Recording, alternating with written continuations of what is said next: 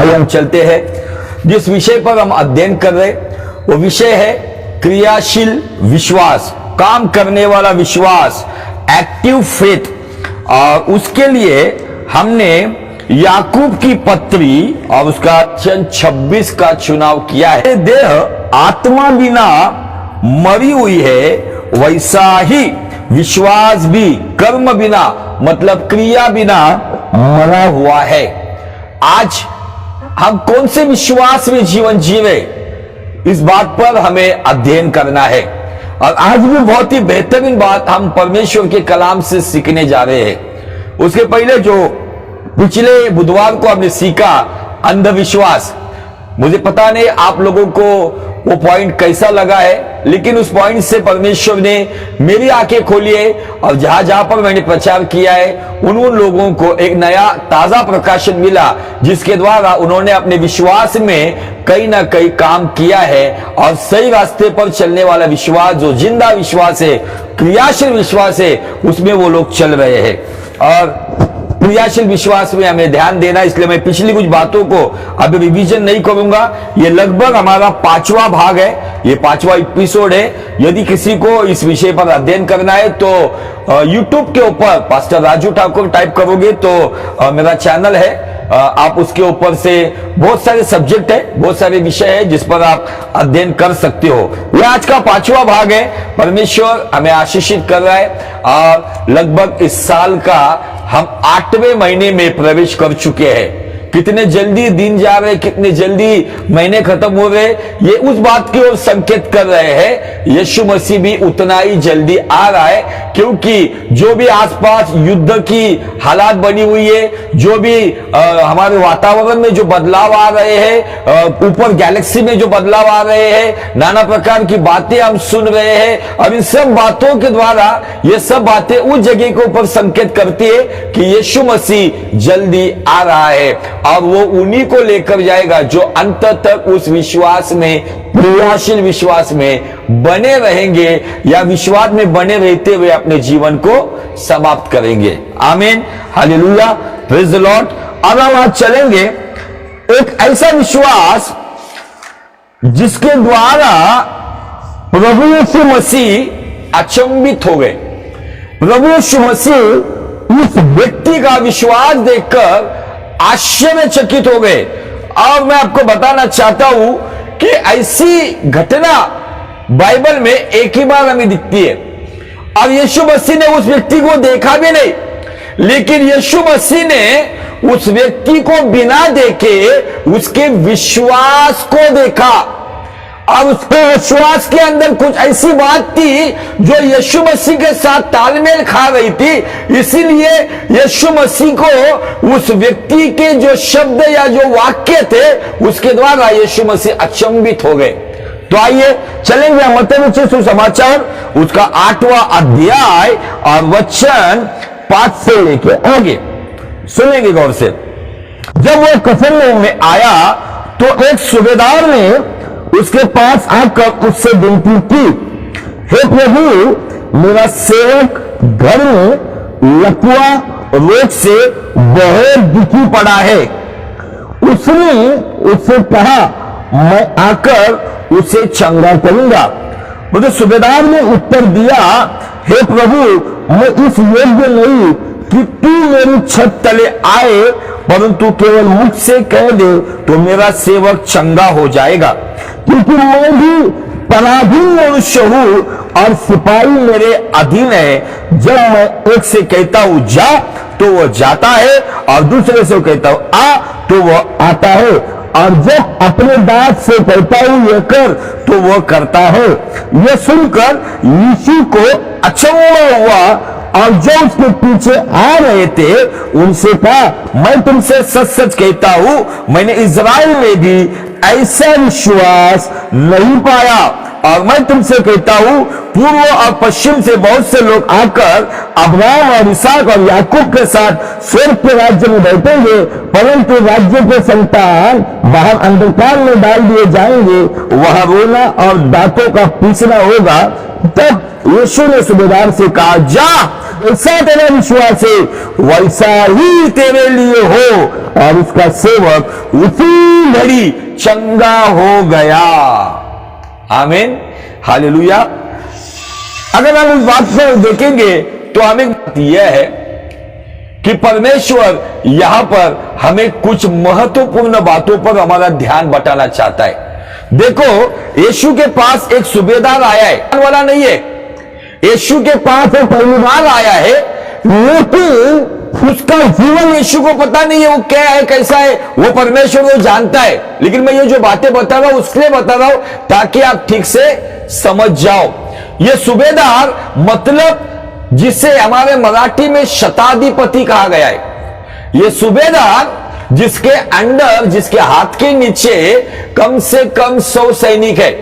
100 सैनिक की बटालियन जो होती है, बटालियन जो होती है, जो पलटन होती है, उसके ऊपर नियुक्त किया हुआ ये एक कमांडर है।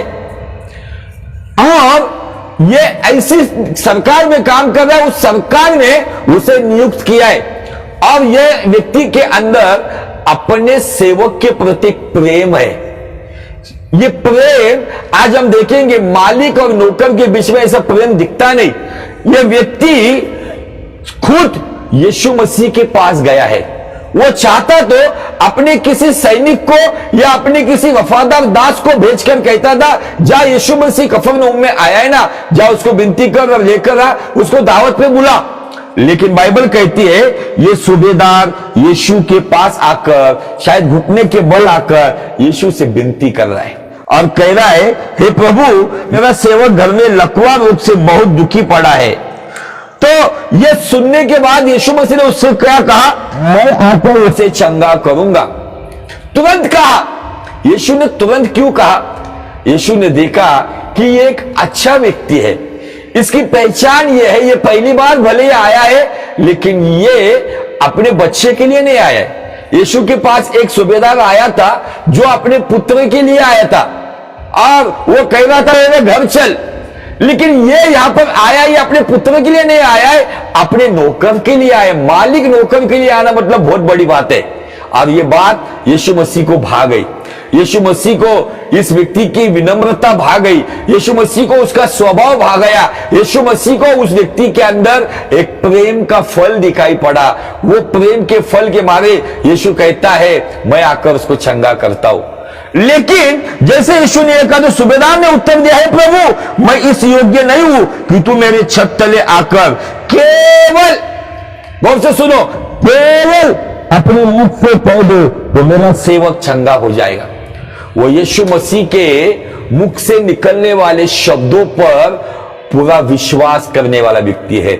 उसको आत्मविश्वास है, उसके अंदर एक प्रेरणाशील विश्वास है कि यीशु यहां पर बैठकर भी यदि कहेगा कि तेरा सेवक चंगा हो गया, तो इस सूबेदार को पूरा यकीन है कि उसका सेवक चंगा हो जाएगा।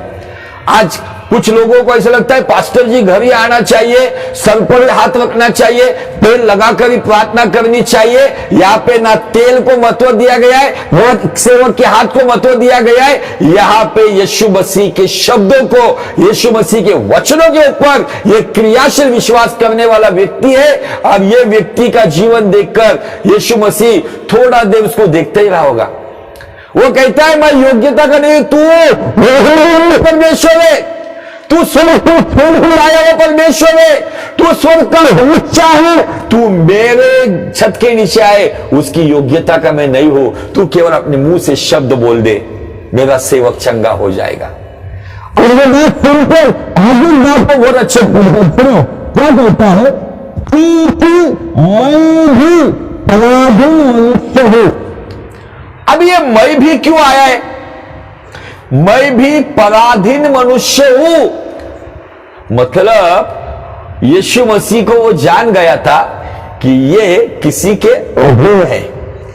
वो कहता है जैसा वो परमेश्वर के पुत्र, जैसे तू परमेश्वर पिता के पराधीन है ना, वैसे ही मैं इस रोमी सरकार के पराधीन हूं। और आगे वो कहता है कि मैं जब एक से कहता हूं जा तो वो जाता है, दूसरे को कहता है आ तो आता है। इसका मतलब मैं किसी के अधीन हूं और मेरे कोई अधीन है। जैसे तू किसी के अधीन है, जैसे तेरे अधीन जो है। ये सब बातों से वो तालमेल बता रहे हैं। अभी आपको किधर तक ये बातें समझ में आ रही मुझे पता नहीं, लेकिन वो कहता है मैं भी, आई ऑल्सो, ऐसा इंग्लिश में दिया है।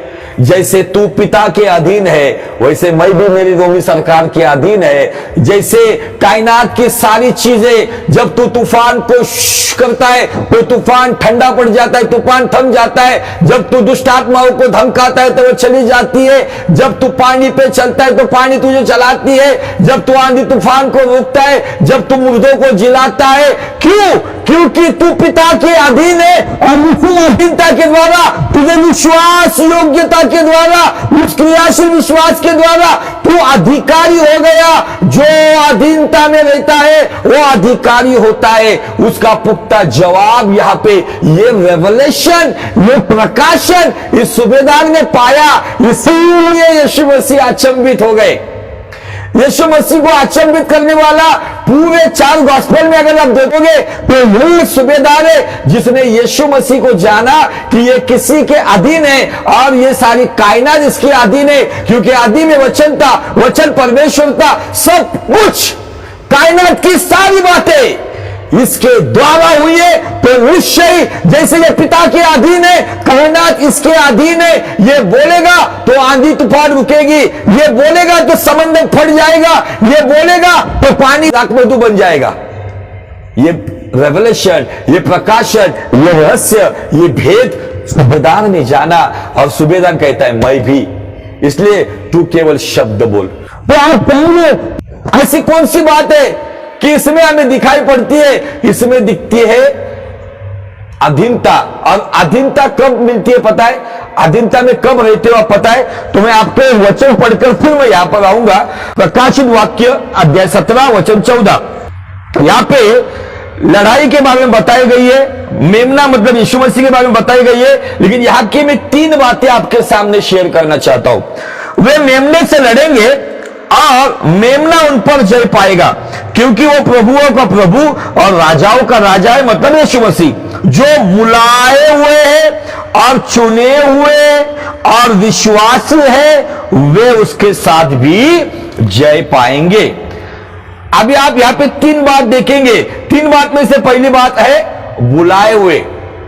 ये विश्वास, क्रियाशील विश्वास में रहने की ये 3 लेवल है या 3 स्टेज आप कह सकते हो। नंबर 1, आप और मैं हमारी मां के दूध से ही बुलाए हुए हैं। जब हमें गॉस्पेल मिला, सुसमाचार मिला, हमें उद्धार का अनुभव आया, हम चुने हुए हैं। अब वहां से आगे क्या हम विश्वास योग्य हैं? हम विश्वास योग्य तब रहेंगे जब हम परमेश्वर की अधीनता में रहेंगे। परमेश्वर की अधीनता में रहना मतलब उसके वचन की आज्ञा पालन में रहेंगे। और जो अधीनता में रहता है वही अधिकारी होता है।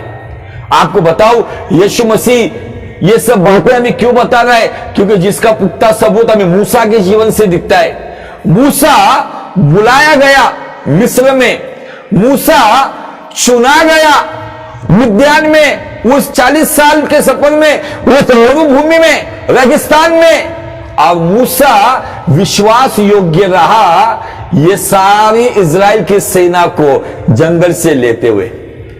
आज बहुत सारी बात ऐसा होता है, कुछ लोग बुलाए हुए हैं मां की कोख से, चुराने जाता है, लेकिन गाड़ी विश्वास योग्यता में मतलब क्रियाशील विश्वास में, परमेश्वर की वफादारी में, वहां पर गाड़ी कहीं ना कहीं गड़बड़ा जाती है। अब इसलिए वो पीछे गिरते हैं, बैकस्लाइड होते हैं, मुंह के बल गिरते हैं, जिसकी वजह से उनका जीवन कहीं ना कहीं रुक जाता है। ये 3 पड़ाव है। निश्चय मां की कोख से हमें बुलाया गया है। निश्चय हम जब समझ में आए, हम मैच्योर हो गए, हम सयाने हो गए, हमने यीशु को अपनाया, हम चुने गए। लेकिन वहां से आगे विश्वास, योग्यता, ये बातें क्रियाशील विश्वास को दर्शाती है। यीशु मसीह ने इस सुबेदार के वाक्य को सुनकर, यीशु मसीह ने, बाइबल ऐसा कहता है 10 वचन में, वो सुनकर, क्या सुनकर? नंबर 1, उसने सुबेदार का अपने सेवक के प्रति प्रेम सुनकर। नंबर 2, उसने यीशु मसीह के शब्दों पर अपना बड़ा विश्वास रखा कि तू आने की जरूरत नहीं है, मुझे पूरा विश्वास है, तू कहीं पर से भी बोलेगा तो काम होने वाला है।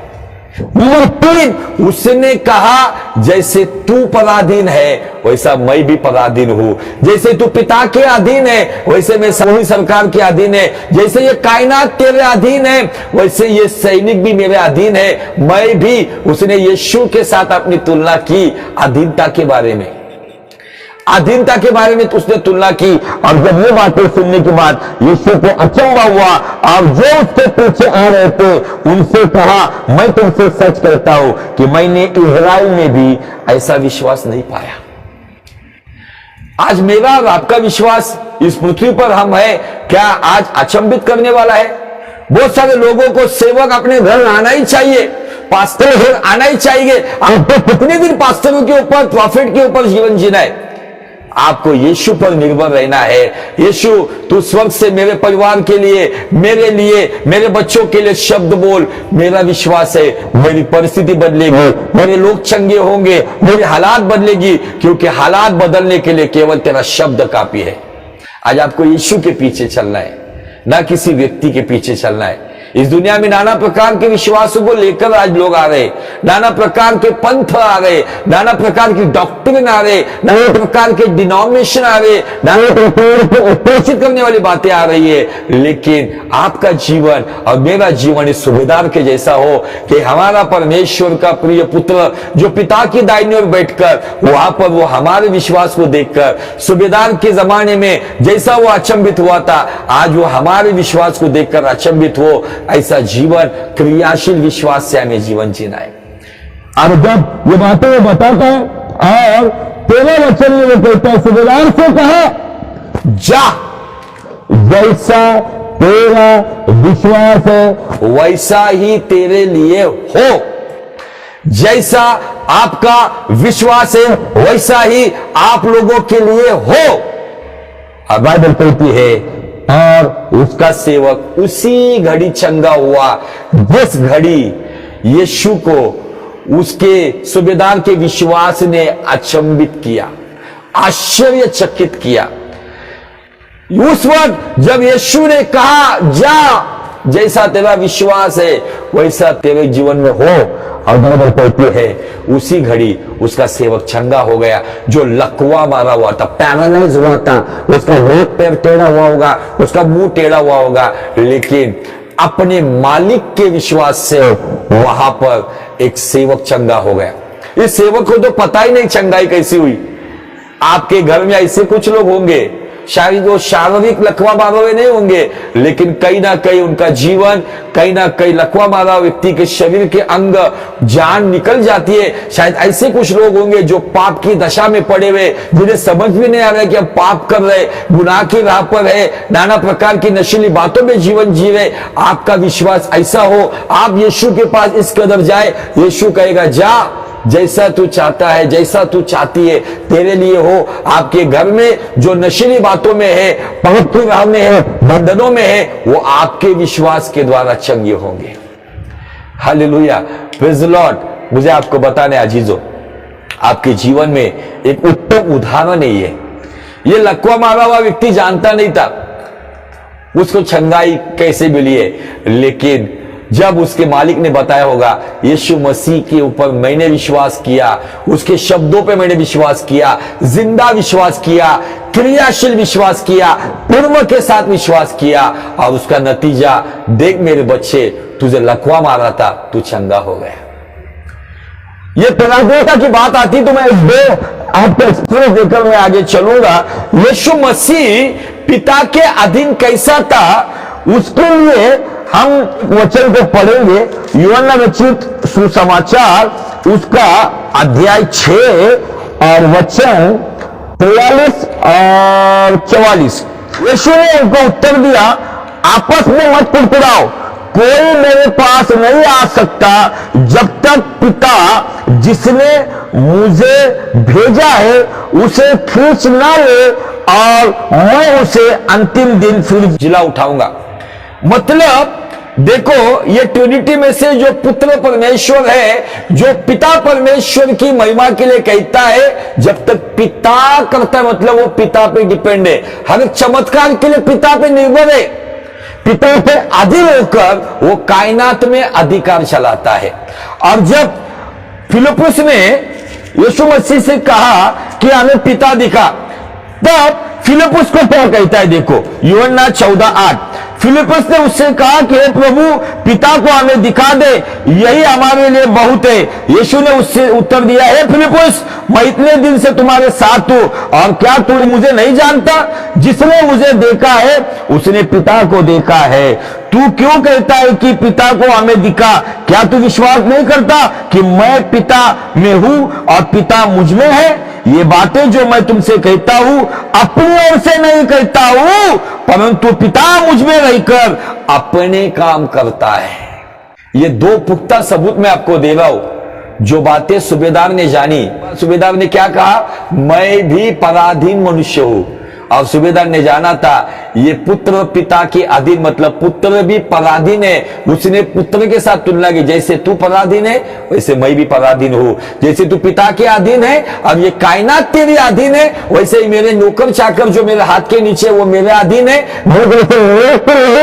जैसे मेरे नौकर चाकर मेरे अधीन है, जैसे है परमेश्वर यीशु तू पिता के अधीन है, वैसे ये कायनात की सारी बातें तेरे अधीन है। इसलिए कब्रें खुलती है, इसलिए आंधी तूफान रुकती है, इसलिए मछलियां भरी दोपहर में जाल में आती है, इसलिए वो तिगड़ी के ऊपर जो जवान मर गया था नाइन गांव में, उसको छूने के द्वारा वो चंगा होता है। क्यों? उसका अलग एक जवाब मैं आपको इब्रानी की पत्री से देना चाहता हूं। इब्रानी की पत्री उसका अध्याय 2 और वचन 8, गौर से सुनो। तूने सब कुछ उसके पांव के नीचे कर दिया, इसलिए कि जबकि उसने सब कुछ उसके अधीन कर दिया तो उसने कुछ भी रख न छोड़ा जो उसके अधीन ना हो। पर हम अब तक सब कुछ उसके अधीन नहीं देखते। ये बातें अधीनता का विषय नहीं है, ये विषय है विश्वास योग्यता का। हमारे परमेश्वर प्रभु यीशु मसीह, जिनको परमेश्वर पिता ने, जब आदम और हवा के द्वारा पाप हुआ था, उसी वक्त परमेश्वर ने उसे इस संसार में बुलाया था, उसने उसको चुना था विशेष अभिषेक करते हुए। लेकिन जब उस इस सृष्टि पर आया, 30 साल तक वो अपने मानवीय माता पिता के अधीनता में रहा, उनके वश में रहा। और जब समय आया तो 30 वर्ष की आयु से वो बाहर निकला और 3.5 साल तक उसने इस कायनात में बड़े बड़े मोजाजात किए, जो आंखों ने नहीं देखा, जो कानों ने नहीं सुना, जो मनुष्य के चित्त में नहीं आया। ऐसी अलौकिक बातें उसने की। क्यों? क्योंकि वो भी पराधीन था। आपको और मुझे भी पराधीन रहना है, आपको और मुझे भी किसी की अधीनता में रहना है। और सबसे पहले हमें परमेश्वर पिता की अधीनता में रहना है, उसके वचनों में अधीनता में रहना है, उसकी इच्छा की अधीनता में रहना है। और जब इस अधीनता में रहेंगे तो हम बुलाए हुए, चुने हुए, विश्वास योग्यता का जीवन जीते हुए अपने जीवन में परमेश्वर को ऊंचा उठाएंगे। यहां पर यह सूबेदार ने हमें संदेश दिया है और सूबेदार के लिए चमत्कार हो गया है। और वो चमत्कार उसी वक्त हुआ, उसका सेवक उसी वक्त चंगा हो गया। क्यों? क्योंकि उसका विश्वास जिंदा था। और जिंदा विश्वास के साथ साथ उसने यीशु मसीह को जाना कि यीशु मसीह क्या है। इसलिए उसने तुलना की, मैं भी पराधीन हूं जैसे तू पराधीन है, मेरे भी अधीन सेवक नौकर चाकर है, जैसे ये कायनात के सारी बातें तेरे अधीनता में है। आज परमेश्वर चाहता है कि हम ऐसे क्रियाशील विश्वास में जिए।